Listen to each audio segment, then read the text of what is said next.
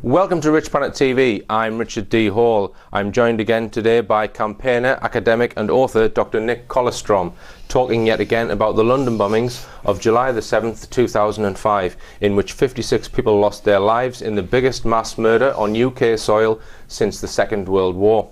For those who aren't aware, this atrocity was not carried out by Islamic extremists, Al-Qaeda, the Taliban, or any other group of men with brown skin and long beards, because there isn't a shred of evidence which points to this. If you know of any, please let us know. All the evidence points to a false flag operation in which security services were involved in killing the people they are supposed to protect. If you don't believe this, go to the Rich Planet website, click on the top left hand corner, 7 shows, where you can catch up on hours and hours of analysis of the evidence which backs up what I'm saying. But today we are not here to discuss the evidence, Nick. We're here to discuss political responses to our assertions. But before we do that, let's just summarise briefly the key holes in the official story, Nick. Well, Richard, there are a few what you might call very in-your-face discrepancies that might be worth mentioning in a very short time if you get a surgery interview with your MP. Mm-hmm. For example, the Edgware Road coach had 3 large holes in the bottom that was shown by the inquest, with people getting trapped in those holes and horrific scenes. Mm-hmm. And those 3 large holes are very graphically incompatible with the idea of a single terrorist bomber, and the holes were not actually anywhere near where they tried to place this terrorist. That's an example of a very graphic discrepancy. Let me give you one more, Richard.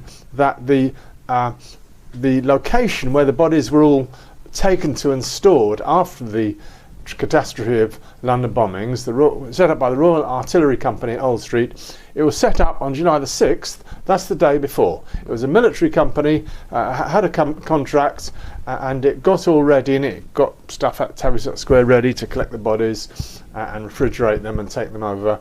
So that it's important to understand that cause and effect, cause comes before the effect, get the time sequence right. For example, when the 9/11 events happened, you got the huge FEMA lorries turning up to clear up the ground zero, and they turn up the day before on Monday evening. So that kind of thing where the time sequence is the wrong way around, I think especially these days everyone watched the film The Matrix and sees this as a sign of the fabricated reality that we're living in. When the housing for maintaining and keeping the dead bodies after the London bombing set up on the 6th of July, contracts awarded and they started up, that's an indication that it's a fabricated event, and that's the kind of things that are very direct and evident. We could say another one, Richard, as you're well aware, that there were no post-mortems on the bodies. Yeah, not a single post-mortem, 56 people dead in some massive atrocity, and they don't do a single post-mortem. Yeah, so we got at the inquest, we got this aghast and stupefied victim families who'd often had to wait about a week before they got the remains of the loved ones back again, having to cope with the idea of no post-mortems. And what was going on here? They were just treated as bodies to be labelled.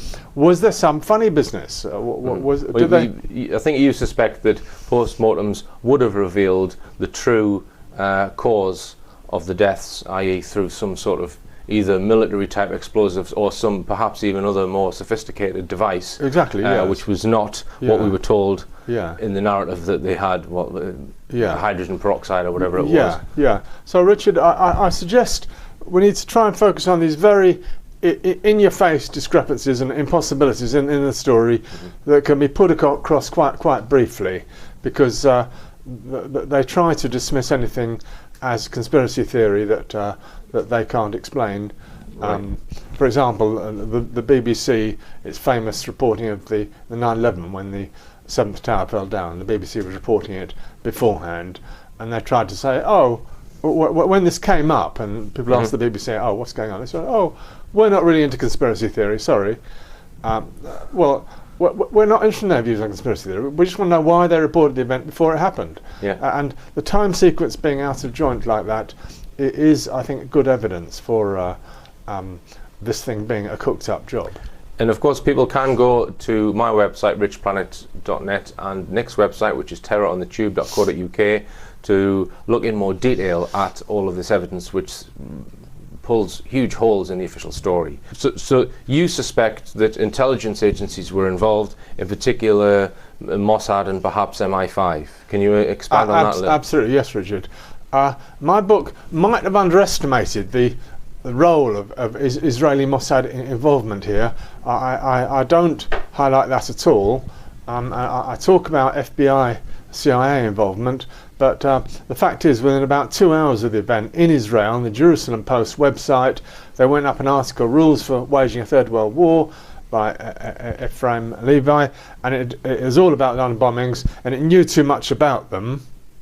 And it had obviously been composed beforehand. Right. And the phrase actually printed was, yesterday's bombings show all the hallmark of, as if the article was expecting to go into the next day's newspaper or something. And it knew too much about the locations and the proximity of where the World Zionist Conference was arranged to Tavistock Square. And once again, if an article like that has obviously been written before, that does tell you a lot about the arrangement of the event. Right. You know. So did it go out the same day as the London bombings? Just to add, that is obviously not unconnected with Benjamin Netanyahu being in London to give a lecture at a conference, Israeli trade conference, and then being warned not to go 6 minutes before it happened. Not to go out of his hotel room. Yeah, he tried to obfuscate that, but there were various reports about it.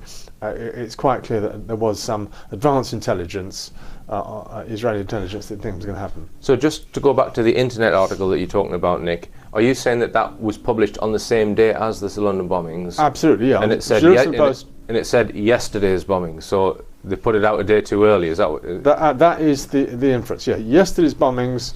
And so on and so on. That was the afternoon of July the 7th in the Jerusalem Post website, not in the published newspaper, within a few hours. And they took it down a week later because everyone was complaining. Alex Jones was saying, hey, look, these guys knew too much. Right. What's going on here? All right. So for those who are new to the concept of false flag terrorism, Nick, what would be the reason why various agencies such as Mossad or MI5 or CIA would plan such an atrocity on their own people? Well, it's the whole concept of the unfolding New World Order, as shown in, for example, the American project from the New American Century, whereby if you've got 800 American bases all around planet Earth, you have to explain what they're doing there. And you haven't got the communist menace anymore. You've got to have them defending the civilized world against something. You can't say, we're here to plunder your resources and take all your raw materials. And so you've got the new meme for the 21st century of the war on terror, as if terror was something you could fight a war against. And that had to be taken to Europe after 9/11, and so it arrived in Madrid, and then it arrived in London, and then the very next day after it happened, the decision was made, I think it was the next day, for Britain to get the Olympics. Right. So it was like some deal was made, horrible deal was made. Right. Paris had halfway built the Olympics. They thought they were going to get it, and then suddenly, zoom, London gets it. Right. So it's a bit as if that deal was made. But basically, it was the meeting of Blair and Bush at Gleneagles, and Bush could not possibly have survived a week with those world leader politicians at Gleneagles in Scotland at the G8 summit, because he can't talk real politics. He couldn't talk. You know, he can just do, we are fighting the war on terror, we will not give in, we will walk tall. And Blair and Bush did that, and that was what the London bombings enabled them to do. That's why I had to synchronise with that Gleneagles event. Okay, now I've looked fairly closely over the last 3 or 4 years or so at the evidence of the London bombings, and I'm convinced that what you assert in your book is true, and so I wanted to do something about this.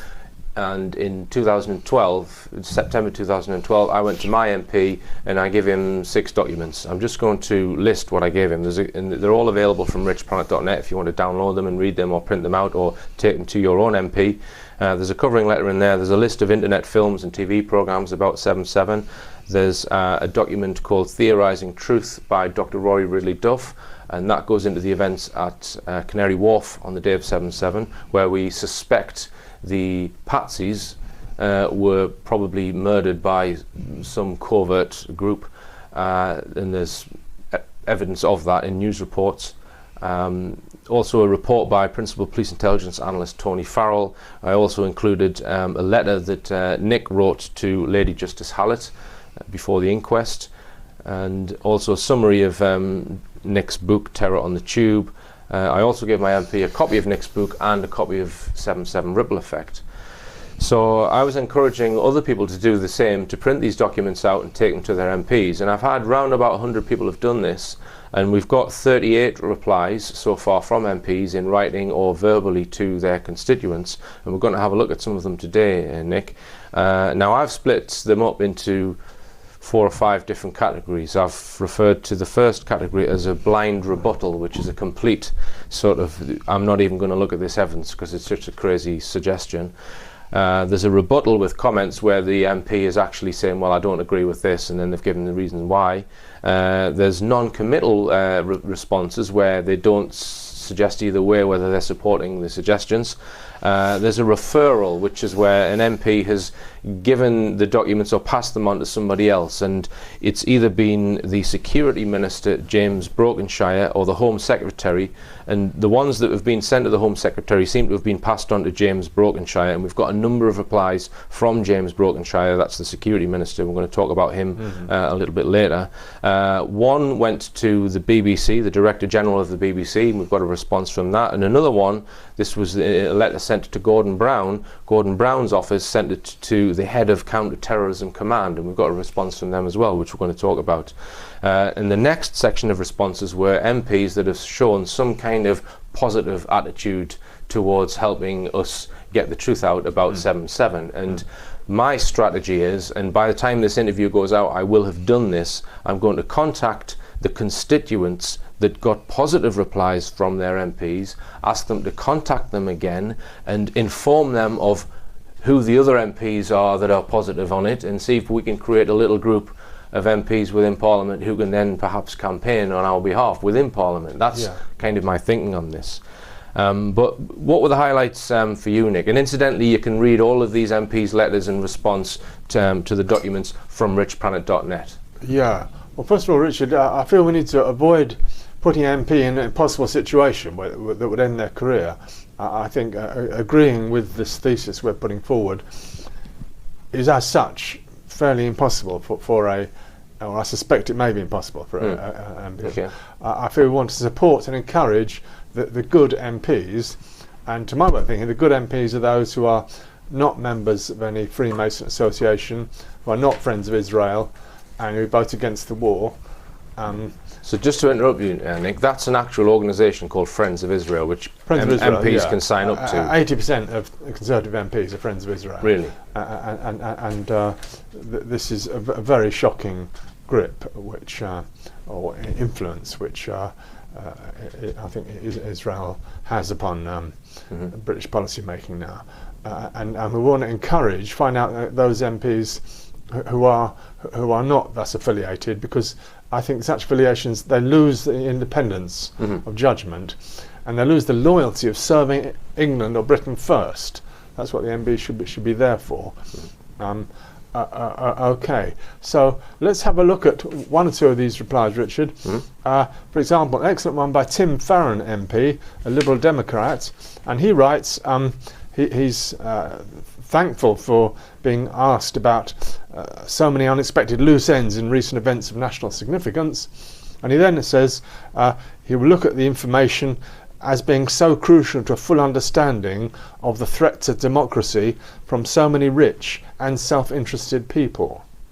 Now, I think that's a terribly valuable comment to have, and he's going about as far as he can in saying that it looks like there might be something in what you're saying. And he's the MP for Westmoreland and Lonsdale. Okay, well, let's stick on the positive ones. We'll go through those ones first.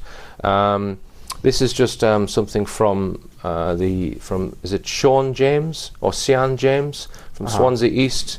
Apparently said she would take up the matter with the Secretary of State, so that's really a referral to the Secretary of State. Right.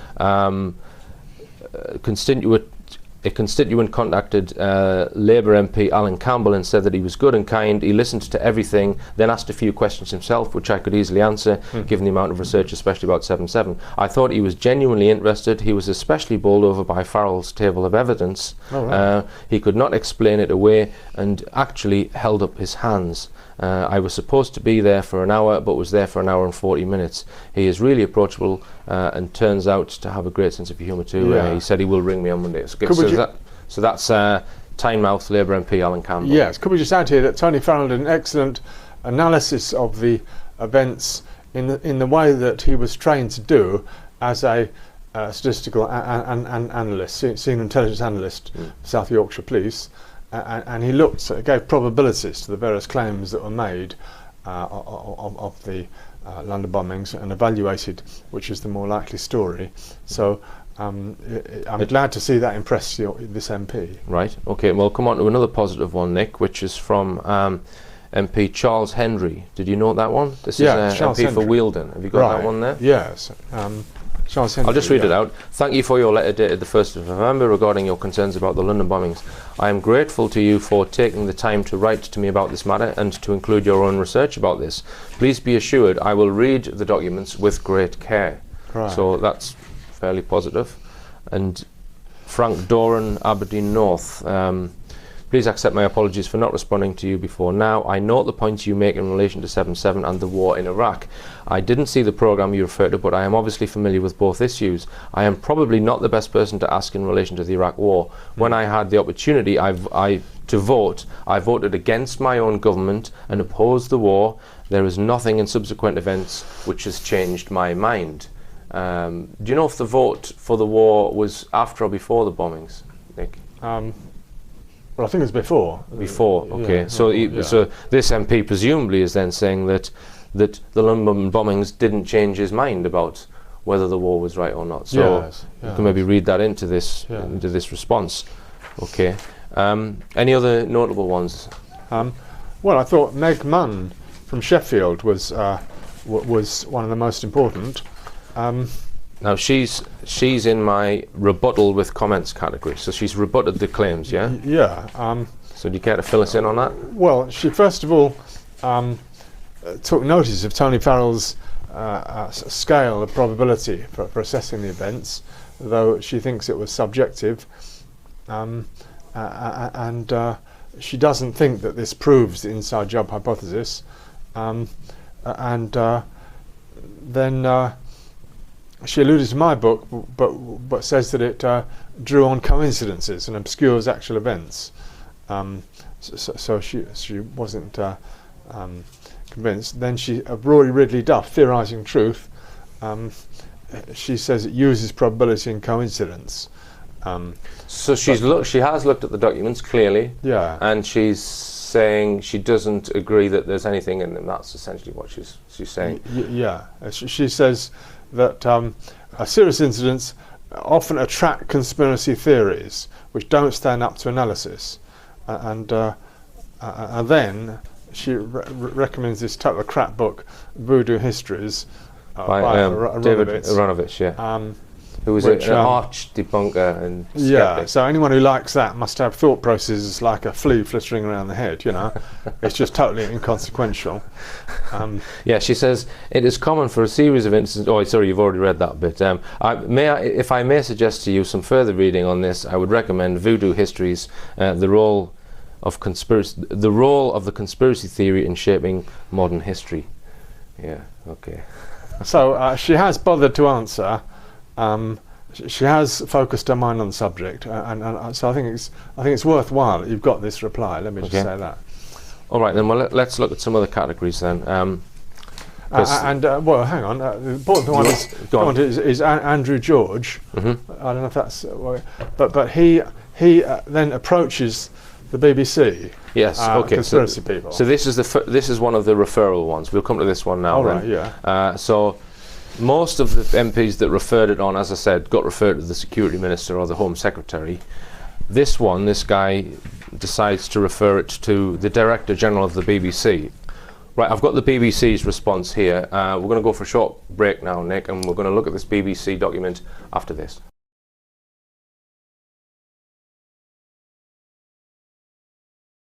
Welcome back. I'm talking to Nick Kollerstrom about MPs' responses to our assertions that the London bombings were an inside job.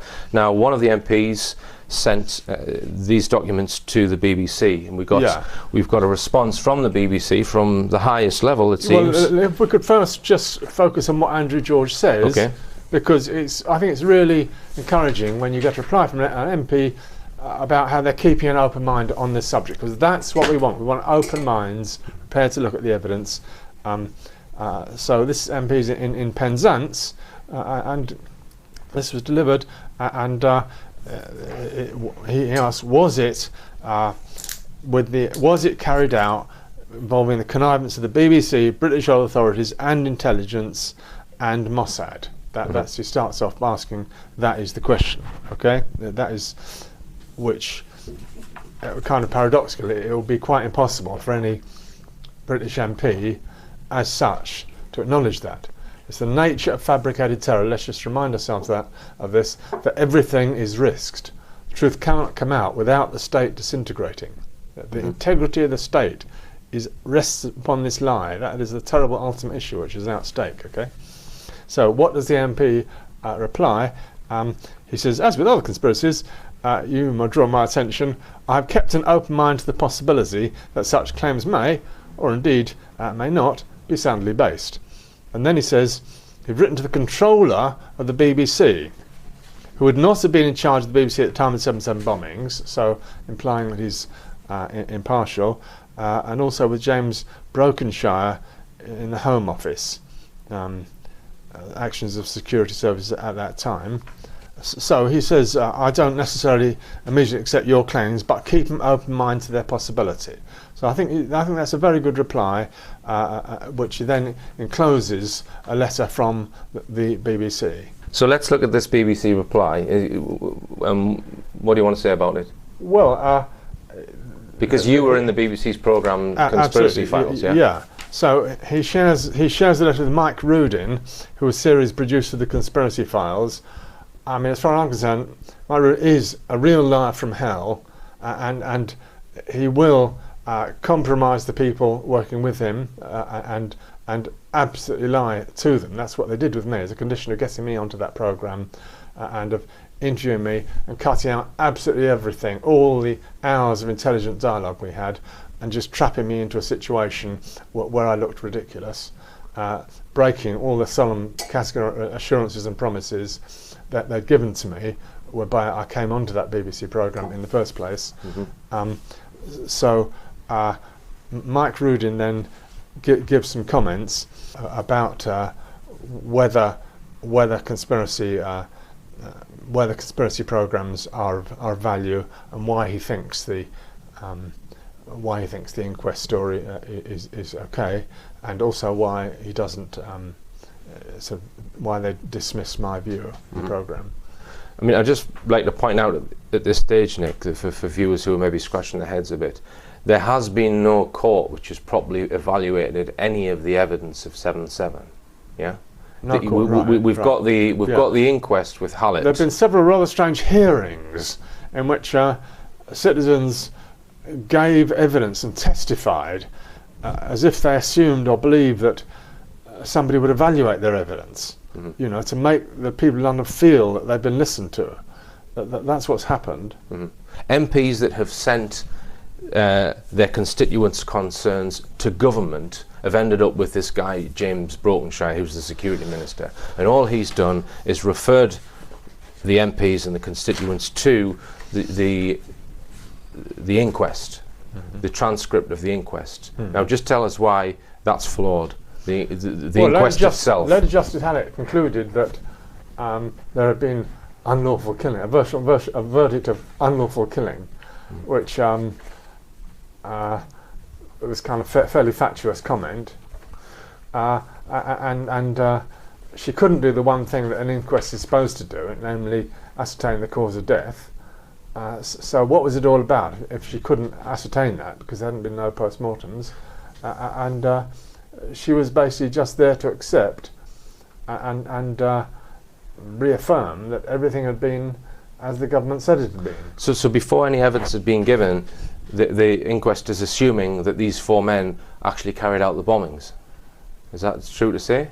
Yes, that the whole framework was without that being assumed or questioned, and families of those 4 were obviously not allowed to participate in the event at all. So she says here, the coroner concluded in paragraph 7, page 2 of her Rule 43 report that, I can say without a shadow of a doubt that the 4 men who detonated the bombs and therefore murdered 52 innocent people were Mohammed Sadiq Khan, Shazad Tanweer, Jermaine Lindsay and Hasib Hussain.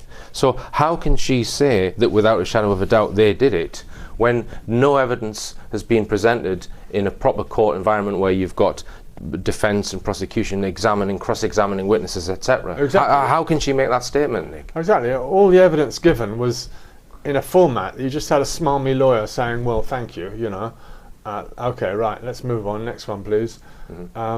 There was... So the inquest was not to test the guilt of the people who have been alleged to do it. I'll give you an example. 18 Alexandra Grove, so-called bomb factory, right? They're supposed to be loading up their car the night before, on the 6th or early in the morning of July the 7th, and the lady who said she was opposite testified to all 4 of them getting into a car.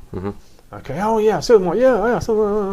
Now they can't possibly be in all 4 because Jermaine Lindsay joined them at Aylesbury, right? Right. So the inquest tried to get her to change the story. Are you quite sure it's 4? Yes, that's all 4. And they couldn't get her to change the story. So her testimony wrecked their narrative because it was quite obviously impossible and untruthful, having 4 people in a car setting off that early morning. The four. But there was no lawyer for the defence to point that out. That was just left to people like you and me to point that out.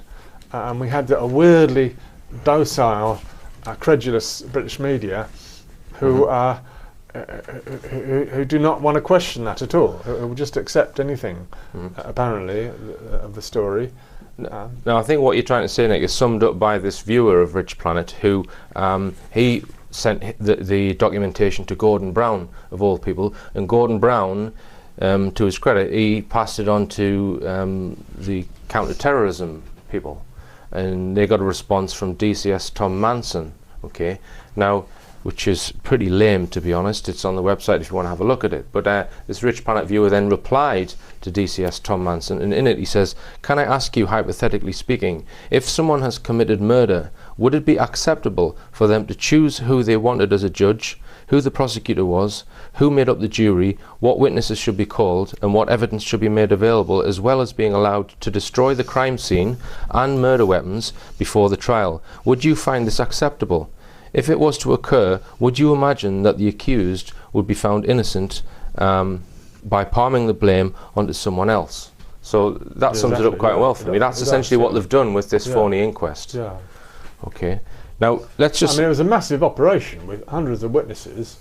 And by the way, it's all still out there on the web. They did put it all up on the web for their credit. Right. But there was no evaluation. I mean, there was brilliant work done by the J7 team, July 7 Truth Committee, putting their criteria and evaluation of the inquest. But there was no trace of intelligent life from the British media as regards commenting on it. Right. I mean, I found that the weirdest thing. Right. And do the British people believe it, right? You might want to answer that question. Do the British people believe what they're told at the inquest? And the only way I found of ascertaining that was right at the end, the closure of the inquest. The independent newspaper had a report on the closure in which Lady Justice Harriet had a slightly amusing dismissal of conspiracy theories. Right. And they allowed comments. So that was the only post I could see in a British newspaper where comments could be allowed about this inquest. And nearly all of them were sceptical of what had been done at this inquest. Now, you may say, well, that's not much to go on, but it's all I could find about whether the British media actually believe that big 4-month inquest. Okay, well, let's look at some of these blind rebuttals, as I have called them. The first one, and I think this is the best one, if the best one, is from this is from David Jones MP. Quite frankly, the notion that the attacks on the London transport system in July 2005 were anything other than terrorist attacks is not only entirely divorced from reality, it is also grossly offensive to the victims and their families. Accordingly, I do not intend to take this matter further. So he's saying he's not even going to look at it because the notion is entirely divorced from reality. Yeah, they always play out this idea that somehow the survivors or victims, relatives of the victims, families, must believe the official story, and it's distressing and offensive for them if you try and tell them anything else. Yeah, they'd be distressed or offended if they heard my viewpoint and your viewpoint. And I'd just like to say I haven't had a single person who's distressed or offended at anything that I've said about 7/7. Yeah. Okay, let's look at this one. Well, I have. The sister of Miriam Hyman kept harping on this, how terribly upsetting it was. Didn't I realise how terribly upsetting it was the way I was trying to investigate the alleged death of Miriam Hyman on the Tavistock Square bus. Yeah. And they kept playing this card, and other people kept repeating it. Oh, don't you realise what distress you're causing? And even 9/11 Truth Movement. Oh, look, why are you upsetting the relatives like this? I was then scoffed at in the Evening Standard report that I was causing distress like this. I mean, I think we've got to have a priority of investigating what happened. You're not here to please people. No. We're here to investigate what happened. Yeah. Okay, let's look at this response. This is the Scarborough constituency, and it's Robert Goodwill, and the constituent says, I am enclosing material which is now in public domain and which is available for you to investigate, blah, blah, blah. So he's asking his MP to look at the documents. The MP says, Dear Sir, this is the MP's reply, Robert Goodwill, it's an email. Right. He says, Dear Sir, don't believe everything you read on the internet. I'm satisfied that these theories are unfounded. So the constituent then replies, Mr. Goodwill, so would you look at the materials provided then at all and provide a response in writing? And the MP says, no, it's all a load of rubbish. So it's complete blind rebuttal, just not even looking at the evidence. Right. And we've got another one here from... My hunch would be, Richard, that if you could follow through an interaction like that with turning up at the surgery and having a chat, eyeball to eyeball, right. I think that would be... could possibly be quite effective and worthwhile. Right. So they're not going to say that eye to eye. I mean, that's what I found with my MP. He was very, very receptive to what I told him. Yeah. He was quite shocked, in fact. Right. So this next one, which is Chris Bryant MP, he just says, the police investigated events thoroughly, and I'm afraid that I do not share your analysis. Let me ask you your opinion on this, Richard. Do you think there'd be a case for putting the 9/11 event to British MPs, that this was fabricated terror made up by the military intelligence? Do you think they might be more accessible to that because it's less terrible, because didn't happen here, happened over the ocean? Is it possible that MPs would be more receptive to... Right. Right. Well, I would say personally no, because they're very keen on this response where if you are not from their constituency, or this is an issue which doesn't concern them, then they do not want to know. They do not want to help you, and certainly something which happened in America in 2001 is not their business. Right. So they're too busy with people who are complaining about cracks in the pavement in their constituency to bother with a huge conspiracy like 9/11. In fact, one of the responses I found very interesting. This was from the Durham MP. Let me just try and find it. Yeah. So this is a response from Roberta Blackman-Woods, MP for the City of Durham. She says, if you have contacted me about a national campaign or issue which concerns you, but you are not a constituent, I am not able to respond to you in person. Now, we're all familiar with that reply, that if Yeah. you're not a constituent, they've got no responsibility for you. But Yeah. this one, she's saying, if you have contacted me about a national campaign. So she's saying that you're not allowed to go to your MP, your own MP, and tell them about a national campaign. So that's a new one on me, Nick. And, Well, and it might even be in response to campaigns such as this one. Well, I think if you are in their if they are your MP, then it's okay to go and tell them about anything that concerns you. Yeah, I would have thought so. Yeah. But she's not. She's saying it's not. She's saying that if you have contacted me about a national campaign, I am not able to respond to you in person. Well, it is the business of MPs to deal with national issues. Yeah. So she only wants to deal with cracks in the pavement, by the sounds of it. Okay. Let's look at some other responses then, Nick. Let's go on to this counter-terrorism letter. Right. Yeah, I'll cut that pause Could up. you perhaps clarify this idea of a Minister of Security, Right. who you alluded to? This is a new and very bizarre idea, isn't it, of a Minister of Security? What does that mean? Many of the responses which went to the government ended up with Security Minister James Brokenshire, and he has responded by referring people to the coroner's inquest. It says here about Brokenshire, Mr. Brokenshire led the closure of the UK's forensic science service with the loss of over 2,000 jobs, which included skills forensics research scientists, many of whom have left the profession. So the Security Minister is closing down the forensic science unit. It's interesting.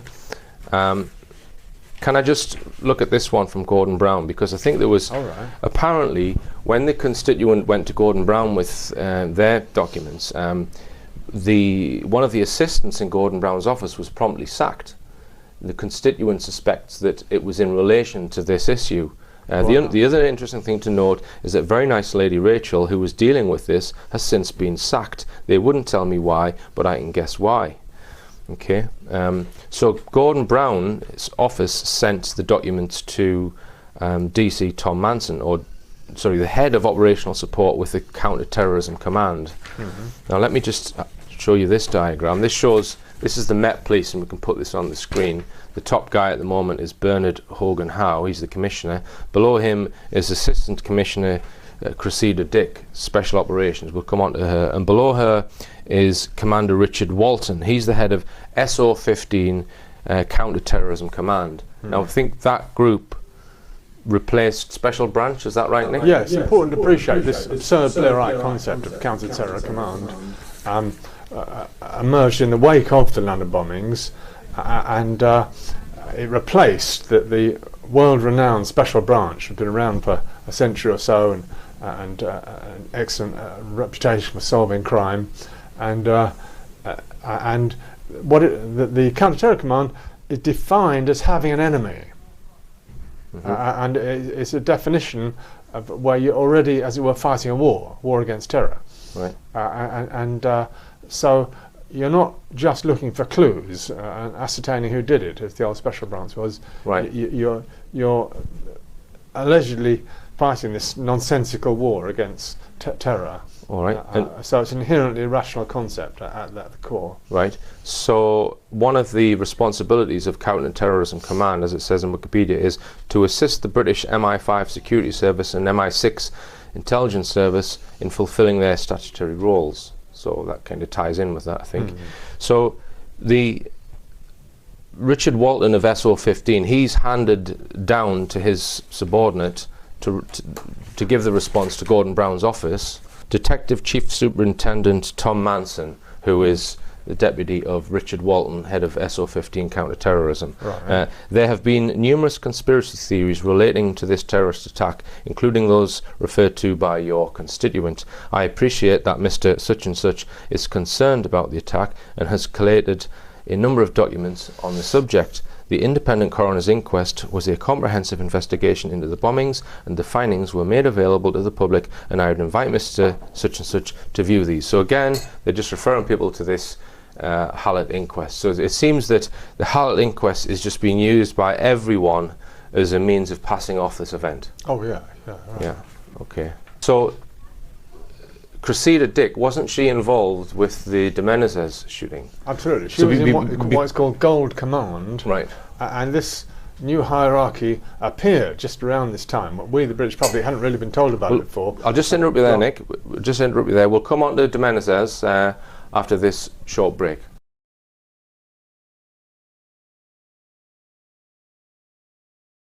Welcome back. I'm talking to Dr. Nick Kollerstrom about the London bombings. Now then, Nick, we've had a number of responses, MP responses, about the London bombings and the evidence that we've put forward that there was some conspiracy behind this event, that the people blamed for the bombings were in fact patsies taking part in a terrorist training exercise, and it was probably carried out by various nefarious intelligence agencies. Now, 2 weeks after the 7/7 bombings, John Charles de Menezes gets shot in the head with 6 or 7 bullets, completely innocent guy, by accident. Yeah. So just give us briefly the summary of the de Menezes. When I say by accident, it never makes sense. That the stories which the police start putting out never make sense, and it's as if they're not allowed at liberty to tell us whatever the truth was, or why he was killed. Or it seems they may have mistaken him for someone else. And Cressida Dick, who was in Gold Command, in the this bronze, silver, gold, in a hierarchy that's set up for dealing with these crises. She has some clear responsibility for all this. So she was the person who was carrying the can, if you like, for the fact that de Menezes mistakenly got shot. Yes, she was in charge of the operation. I mean, she made some claim that she couldn't hear fully what was going on in the tube at the time, but she was responsible, and then she gets promoted afterwards. So she's now assistant commissioner, and you were telling me before the interview that anyone who has detailed knowledge of these false flag operations, if you know something about how it was perpetrated, you're going to get promoted after the event. This especially happened in America with the 9/11 event, of chief perpetrators getting promoted.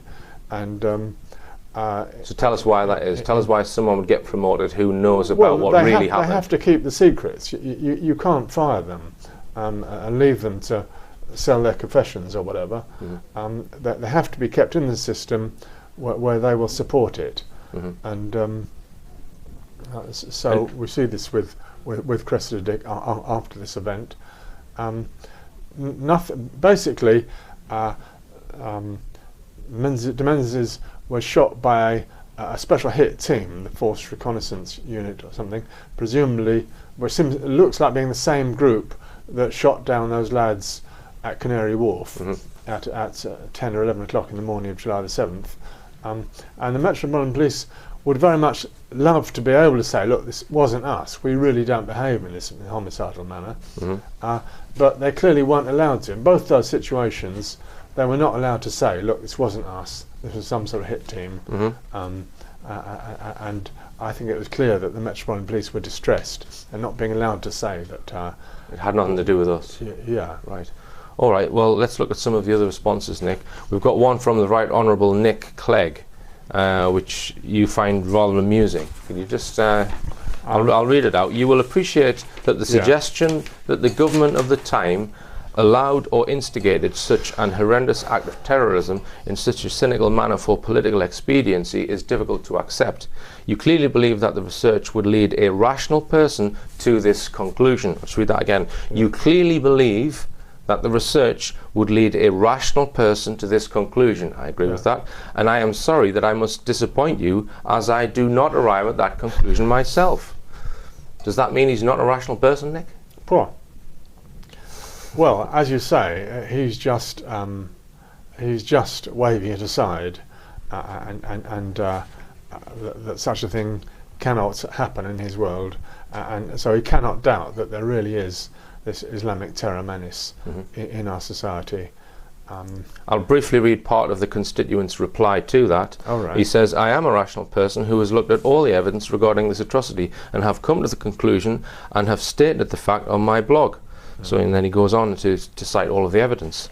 This one was interesting from the Right Honourable Paul Burstow. Hang on, if I could just comment on Nick Clegg. Sure. For political expediency, that's rather dismissive claim. It was done as part of the wall programme. War against terror means continual invasion of Islamic nations, as was expressed in the Project for the American Century, which is now being carried out. And we've now got to Syria. Syria is the next one being destroyed, and the last one on the list is Iran. There's a whole list blueprinted at the end of the last century, and for that to work, people have to feel that we've got some legitimacy for invading Islamic nations, and that is why these, what Nick Clegg calls horrendous acts of terrorism, is done, and the government instigated such an event. Well, it's not just the government; it's a kind of axis, what I call the axis of evil, of British and American intelligence, with some Israeli input, that is doing this. It's masterminding it, and it's called the New World Order. Right. All right, then, Nick. Now, I just want to bring your attention to the this email that I got from a constituent of Chris Heaton Harris, MP for Daventry. Now, he says that Chris, that's the MP, was thumbing through Terror on the Tube, that's your book, whilst I was talking. He said he would read the book and look at the DVD. Having noticed that David Davis was mentioned near the front of the book, he mentioned that he is a friend of David Davis, and that David is scathing about the security state that we are turning into. David has hundreds of thousands of people that contact him with different theories about different things, and Chris was sure that David will have heard about 7/7 being an inside job, and he will get David Davis's take on this. Wonderful, yeah. So do you know anything about David Davis' take on this? Well, so does he think 7/7's an inside job? Well, he has called for an impartial inquiry on the subject, which is as far as you would say that's as far as MPs can go, then. Yeah. But also he's expressed great doubts about 9/11, and that we shouldn't necessarily believe the American narrative on 9/11. And I think that was some years ago. I think he keeps his head down now on the subject. Didn't he go for Conservative leadership at one point against Cameron initially? Was he not one of the other candidates? He might have done. David Davis? Yes, he might have done. But before that, he was calling for doubt about this Al-Qaeda war concept. Like the Labour MP, Robin Cook. Yeah. Robin Cook, who did 1 week before he was bumped off. Yeah. Okay. And have we mentioned Oliver Letwin? Because he's a fairly high-profile MP, or he was. You thought that was reasonably positive, did you not? Oliver Letwin, let's have a look. It says, "Thank you for your letter dated the 19th of October, which I received on the 5th of November. I am making some further inquiries on this and shall write to you again shortly." Yeah. So he's accepted the information, and he says he's going to try and find out more. Yeah, I would say if there's any possibility of the following that up with an actual visit, it could be very worthwhile. The surgery which the MP has to meet face to face. Okay. All right then, Nick. Now, you and I was contacted, well, I'll not say when, by somebody who, all I'm going to say is, seemed to have one foot in each of these camps. In other words, the Islamic section and the government section. And this person knew a lot of information about certain aspects surrounding the London bombings, far more than any person would unless they had inside information. And Nick and I met with this person, and we did glean some further information from this person. Now, we can't really disclose everything that was discussed because it might compromise this person. Is that true to say, Nick? But let's just touch on a couple of things that we now think are coming together in with regards the recruitment of the four patsies. We've discovered that Jermaine Lindsay was living in Huddersfield above the Iqra Learning Centre. Yeah, okay, so just tell us the significance of the fact that Jermaine Lindsay was living in Huddersfield and was attending or living in the Iqra Learning Centre. Yeah, so we're told Jermaine Lindsay was in Aylesbury at the time of this event, which doesn't have a lot of connection with Leeds, you see. So it's always been left rather mysterious what connection he had with other lads. And the ICRA Learning Bookshop, which was attacked with a battering ram by the police when they wanted to, they totally trashed the place, in fact. And that is near where Hasib Hussain lives, one of the four, in Beeston. And some of the alleged bombers worked there in round about 2000. Yeah, they had a whole sort of gym type thing there, and some worked there, yeah. And there's another ICRA bookshop in Huddersfield, which was linked and common ownership. Was set up by the same people. Yeah, set up by the same people.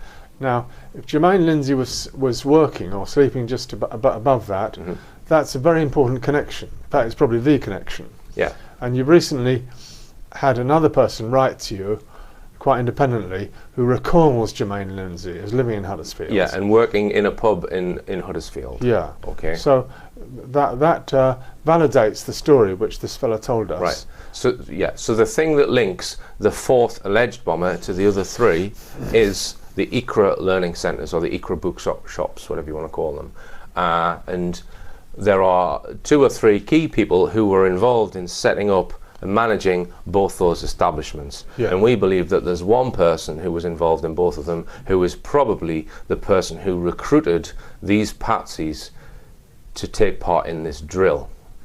I don't want to name him. He has been named in national press. And on my blog. Right. But we suspect that this person is a key person to the whole thing, and that again, he gets promoted after the event. Yes. That's a key thing to look out for. If someone gets a good income and promotion after the event, they get so locked into a role where they accept the state's narrative. He's an Islamic person, and he was getting employment from Scotland Yard at one point, I believe, Nick, in counter-terrorism courses. Courses how to fight terrorism. Yeah. Okay. We have done a little bit of digging recently on 7/7, and we've been trying to find various people who have never spoken on this, and one of them is, just tell us who it is. It's the mother of the wife. Patel is the mother of Hasina Patel, the widow of Khan. Yeah. So Khan was the alleged lead bomber, who we believe didn't even go to London. His wife's mother.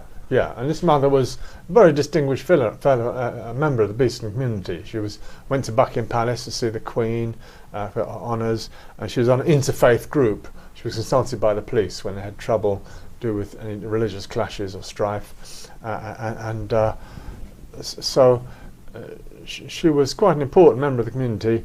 And a few years ago, well, around the inquest, she was interviewed and saying she'd be happy to talk or give her story. And some people from the 9/11 Truth Group did go up and see her in that house, which we went to a few months ago.